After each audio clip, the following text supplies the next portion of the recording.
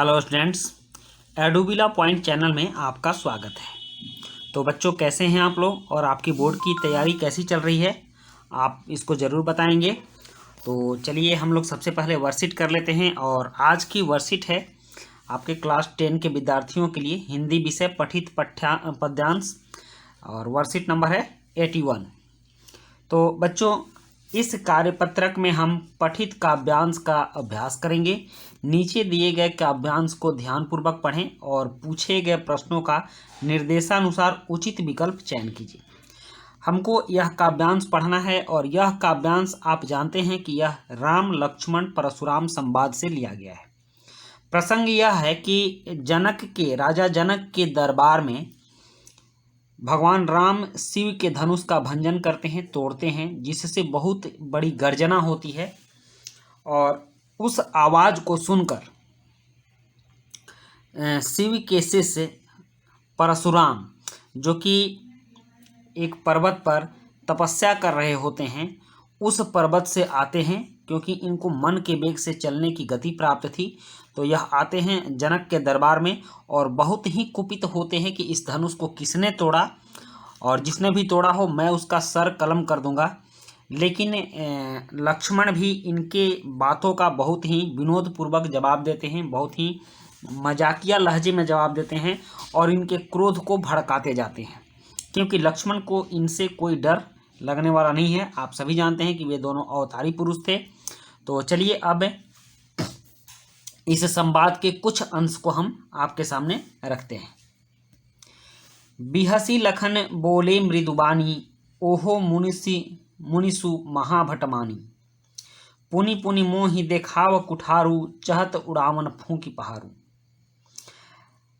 लखन बिहस के बोलते हैं, हंस के मधुर वाणी में बोलते हैं कि ए महाज्ञानी मुनि, आप बार बार मुझे ये कुठार क्यों दिखा रहे हैं, ये फरसा क्यों दिखा रहे हैं, और आप चाहते हैं कि मैं फूंक कर पहाड़ उड़ा दूं। तो लक्ष्मण अपने आप को यहाँ पहाड़ साबित कर रहे हैं। वो कहते हैं कि आपके फूंक से मैं उड़ने वाला नहीं हूँ। यहाँ कुमड़ बतिया नहीं को नाही, जे तर्जनी देखी मर जाही। कुम्हड़े का फूल होता है और इस फूल की खासियत ये होती है कि अगर आप उसको तर्जनी उंगली दिखा दीजिएगा या उंगली से छुआ दीजिएगा तो बतिया मर जाता है। तो वहीं कहते हैं कि यहाँ बतिया नहीं, कोई कुम्हड़े का बतिया यहाँ कोई नहीं है जो आपकी उंगली दिखा देने से मर जाएगा। देख कुठारू सरासर बाना, मैं कछु कहा सहित अभिमाना। आपके कुठार को, आपके फरसा को देख करके और आपके भेष को देख करके मैं कुछ अभिमान सहित कह रहा हूँ। भृगुसुत समझ ही जनेऊ बिलो की, जो कछु कहूँ सहो ऋषरो की। कह रहे हैं कि भृगुसुत, भृगु के पुत्र, और जनेऊ देखकर, बिलोकी मतलब होता है देखकर, ठीक ना। आप भृगु के पुत्र हैं और आपके शरीर पर जनेऊ है। जनेऊ का मतलब कि आप ब्राह्मण हैं। तो इसको देखकर मैं कुछ कह नहीं रहा हूँ, अपने गुस्सा को रोके हुआ हूँ। सुर महिसुर हरिजन अरुगाई, हमरे कुल इन पर न सुराई। कह रहे हैं कि देवता, गाय और भक्तों पर, भगवान के भक्तों पर हमारे कुल के लोग अपनी वीरता नहीं दिखाते, इसीलिए मैं अब तक चुप हूँ। आप ब्राह्मण हैं, जनेऊ पहने हुए हैं, इतना बोल रहे हैं, मैं चुपचाप सहन कर रहा हूँ, वरना मैं कोई साधारण आदमी नहीं हूँ। इस तरह की बात लक्ष्मण और परशुराम के बीच होती है। अब कुछ प्रश्न हैं, एमसीक्यू हैं इसी से संबंधित, कि लक्ष्मण ने किस प्रकार कहा। तो हंसते हुए मीठी वाणी में कहा, हंसते हुए मीठी वाणी में, तो इसका उत्तर होगा ये, हंसते हुए मीठी वाणी में।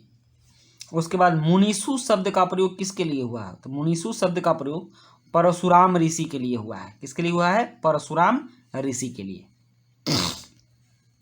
उसके बाद है तीसरा, कौन किसको बार बार कुठार दिखा रहा है, तो परशुराम लक्ष्मण को बार बार कुठार दिखा रहे हैं। तीसरा का उत्तर होगा परशुराम लक्ष्मण को बार बार कुठार दिखा रहे हैं। उसके बाद है चौथा प्रश्न, कुम्हड़ बतिया का जिक्र किस संदर्भ में किया गया है, तो कुम्हड़ बतिया का जिक्र अंगूठा दिखाते ही सड़ने के संदर्भ में किया गया है, ठीक। और सुत शब्द का अर्थ क्या होता है, सुत शब्द का अर्थ होता है पुत्र। तो इस तरह से हमने पांचों प्रश्न के उत्तर किए और यहाँ कार्यपत्रक 79 के उत्तर दिए गए हैं। आप इस उत्तर को भी एक बार अपने कार्यपत्रक से मिला लेंगे। तो बच्चों, कैसी लगी आपको आज की वीडियो?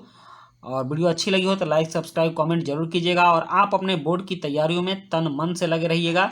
और अभी का आपका मेहनत ही आगे आपकी ज़िंदगी को संवारेगा। इसी बात के साथ मैं अपनी वीडियो समाप्त करता हूँ। मिलते हैं नेक्स्ट वीडियो में। Thank you.